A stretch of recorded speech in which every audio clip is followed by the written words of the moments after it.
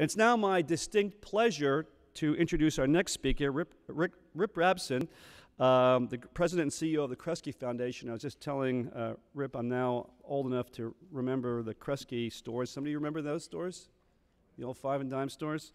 Kresge is a private national foundation dedicated to expanding opportunities in America's cities, including its hometown of Detroit. Rip has enjoyed a very distinguished career as a policymaker, as a philanthropic leader, and has led Kresge for more than a decade. He was previously president of the McKnight Foundation and once served even as the deputy mayor of Minneapolis. So he knows what it's like to be an implementer of policy, a maker of policy, and somebody who has supported good public policy.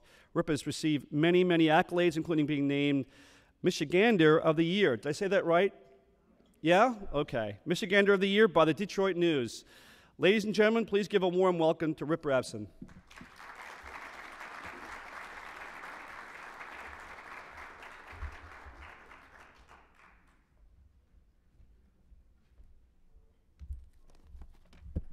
Good morning, and thank you, Congressman. I have fond memories of watching Congressman Lazio in a very different environment. It brought back memories talking to him about the challenges of what we now navigate. But it's, as he said, it's just a deep, deep pleasure to have you here in Detroit. I think as Rick noted, your decision to come here in many ways is a powerful affirmation that it's possible to alter the trajectory of even our most intensely challenged cities.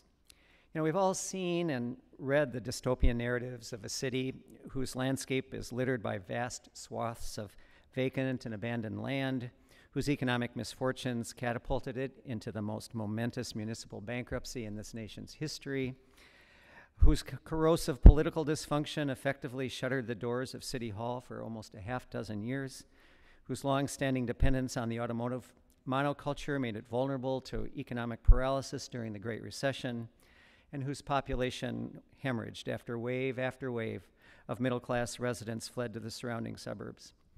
And yet, you are here, I believe, because this city simply didn't endure each of these horrors, but turned them to advantage.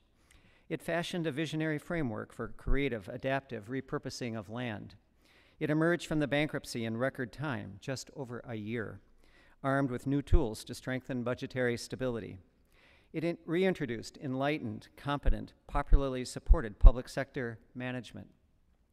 It diversified its economy by fostering neighborhood small business development, introducing technological entrepreneurship, fortifying the arts and cultural ecology, and embracing next-generation healthcare.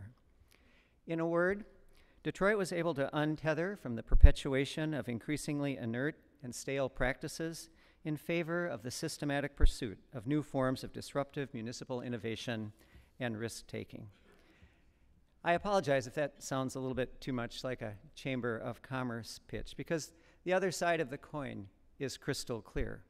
The city continues to wrestle with shamefully unperforming educational systems, deep racial and economic fissures, and too few jobs. But the progress is real, and we're delighted to have you here to witness just a bit of it. Now, although Kresge doesn't see itself as a housing funder per se, we have come to recognize that housing is key to our primary goal of creating opportunity for low-income people in American cities. And there are a couple of reasons for that.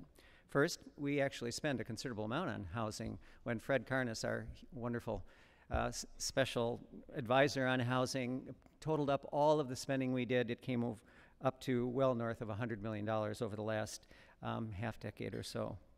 Second, we've become increasingly aware that housing is integral to attaining the outcomes that we know make for a place of opportunity.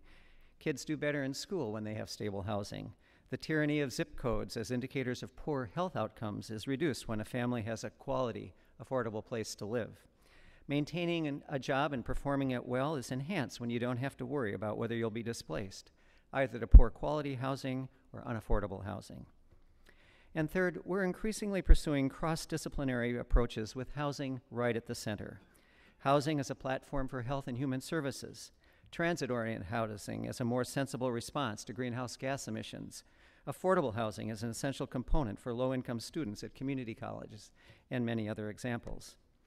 And fourth, we've contributed to a whole suite of next-generation housing finance strategies here in Detroit that hold the promise of stabilizing and strengthening a dramatically undervalued residential housing market.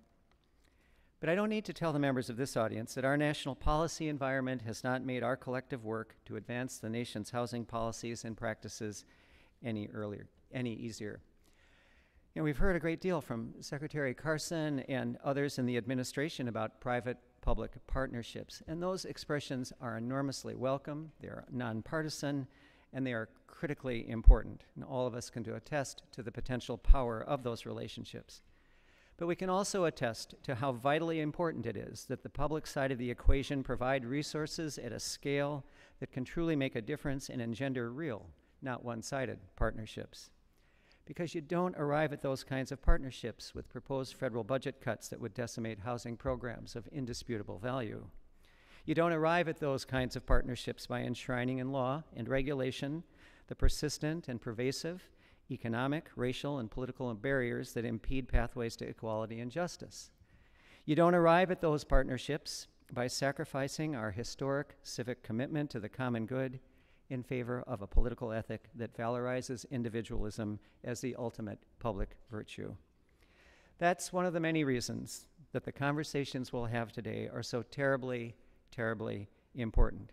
We need to keep in play a spirit of rational and honest inquiry, a commitment to mutual support in pursuit of excellence, and an embrace of creative breakout in exploring next-generation financial instruments. And so that's why I am so glad that you're here in Detroit. I have every confidence that we will all leave here today with new ideas about how to move our housing work forward, and with a re-energized commitment to press for the policy changes and resources needed to address the transcendently important challenges our nation faces.